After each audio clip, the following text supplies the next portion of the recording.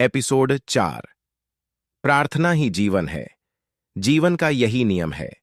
प्रार्थना हमें प्रभु यीशु के समान बनाती है।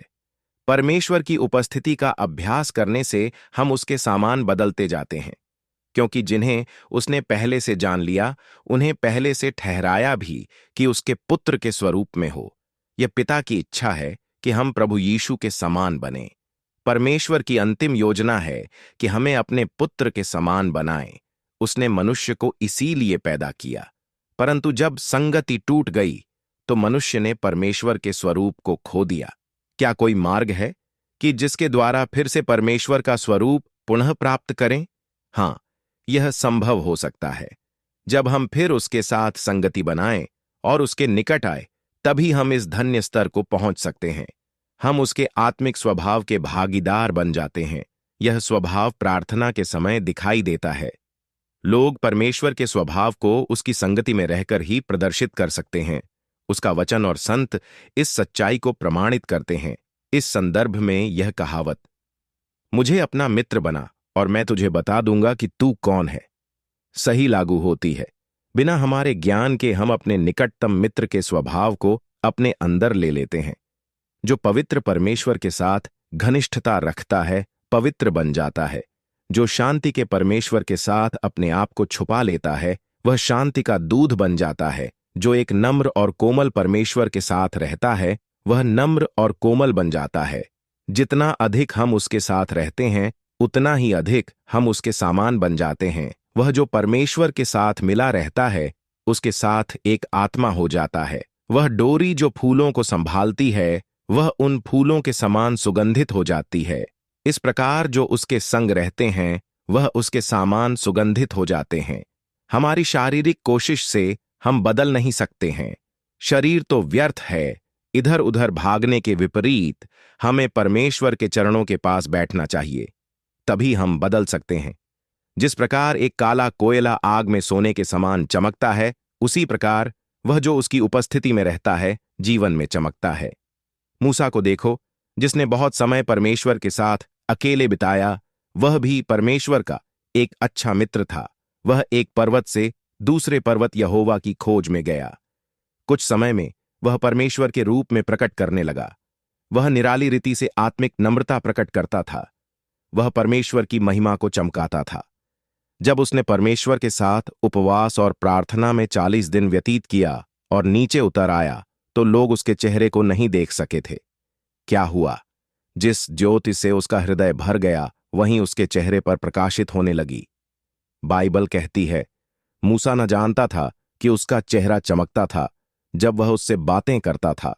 क्या आप चाहते हैं कि आपकी आत्मा बिना आपके जाने हुए चमके?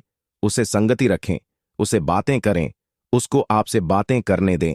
आपका जीवन चमकेगी। जितना अधिक आप उसके साथ अकेले अपनी कोठरी में रहेंगे, उतना ही अधिक आप इस संसार में चमकेंगे। मैं आपसे सच कहता हूं, बुरे दिन शीघ्र आ रहे हैं। अंधकार पृथ्वी पर और अंधकार लोगों पर छा जाने वाला है। बुराई और भी बढ़ती जाएगी, परंतु केवल वे जो परमेश्वर के साथ संगति रखते हैं, वे उठेंगे और प्रकाशमान होंगे। अंधकार में जो भी लोग हैं, वह उसकी ज्योति में आएंगे। क्या आप जवानी की परीक्षाओं पर विजय प्राप्त नहीं कर पाते हैं? अपने वातावरण पर दोष ना लगाएं। अंधकार नहीं मिटेगा। आपकी ज्योति को अंधकार के स्थान को प्रकाशित करना होगा। जितनों ने उसकी ओर निहारा, उन्होंने ज्योति पाई। आपकी ज्योति परमेश्वर के साथ आपकी संगति रहने पर बढ़ती जाएगी। प्रार्थना करने वाले लोग ही केवल आने वाली बुराइयों से बच सकेंगे। बाहरी मनुष्य तभी जीता जा सकता है जबकि भीतरी मनुष्य दृढ़ होगा। जब मैं कॉलेज में एक विद्यार्थी था, अंधकार ने मुझे घेर लिया, परंतु विद्यार्थियों की अनैतिकता मुझे काबू में नहीं कर सकी। हमने कई घंटे प्रार्थना में व्यतीत करने के कारण अंधकार हमारे ऊपर जय नहीं प्राप्त कर सकी। विद्यार्थी हमारे पास दौड़े आए। प्रार्थना करने वाले लोग कभी भी पीछे नहीं रह सकते हैं।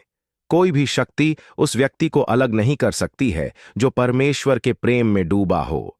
प्रार्थना करने वाले योद्धा पुकार कर कह सकते हैं, कौन हमें परमेश्वर के प्रेम से अलग कर सकता है? स्तिफनुस कठोर लोगों से घिरा हुआ था जो उस पर दांत पीस रहे थे, परंतु उसने घुटने टेक कर प्रार्थना की। मृत्यु की छाया भी उसके चेहरे के प्रकाश को कम न कर सकी। प्रार्थना करने वाले लोग अपनी मनुष्यता की सीमाओं को जानते हैं। इस कारण वे उसके चरणों पर गिरकर कहते हैं, प्रभु के बिना हम कुछ भी नहीं कर सकते, और उसकी सामर्थ को खोजते हैं। वह उस डाली के समान होंगे जो दाखलता से बनी रहती है। वे कभी नहीं सूख सकते। जैसे जैसे वह उसके जीवन में भागी होते जाते हैं, वैसे ही उन्नति भी करते जाते हैं। परमेश्वर प्रार्थना करने वाले व्यक्ति को आश्वासन देता है। परमेश्वर उसकी देखभाल करता है। हर पल परमेश्वर उसे जल देता है। कोई उसको हानि नहीं पहुंचा सकते, क्योंकि परमेश्वर ही उसकी रात दिन देखभाल करता है। कितना अद्भुत जीवन है! किसके लिए यह हर पल का जल और किसके लिए यह हरी चराइयां हैं? उस व्यक्ति के लिए जो उसमें बना रहता है और उससे बातें करता है। वह उसके लिए है जो उससे बार बार विनती करता है, प्रभु मुझे जल दे। यह आपकी प्रार्थना बन जाए। उसके समान होने के लिए आपको उसके संग रहना होगा। एपिसोड 5 सुनने के लिए चैनल को सब्सक्राइब और लाइक करें।